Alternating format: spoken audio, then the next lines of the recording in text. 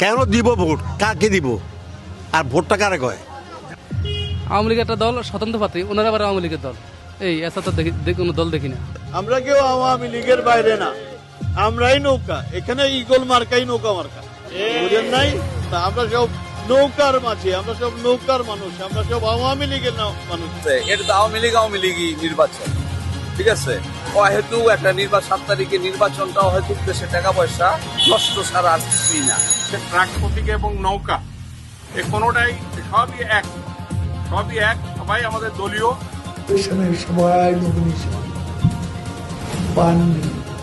Nomination তো একটা সংখ্যা আছে, তার বাইরে তো দেয়া যাবে।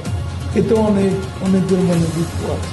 তারপরে নেত্রী স্বতন্ত্র হিসাবে কন্টেস্ট করা একটা সুযোগ দিয়ে আমাদের সেক্রেটারি জেনারেল পরিষ্কার বলছেন, যারা স্বতন্ত্র আছে তাদের যদি কোনো পদের টিকে থাকেন সেই পদ থেকেও তাদের সরানো হবে। আমরাও দলীয় প্রার্থী, কেউ দলীয় প্রার্থী। আমার মার্কা ইগল, কিন্তু আমি করিও যাবো আওয়ামী লীগ।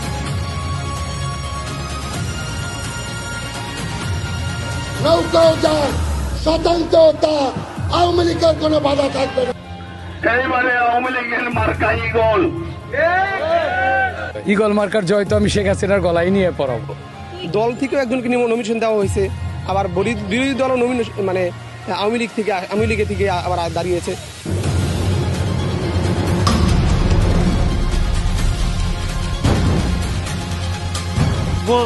গোল যদি গোলকি না থাকে, ফাঁকা ফিল্ডে গোল।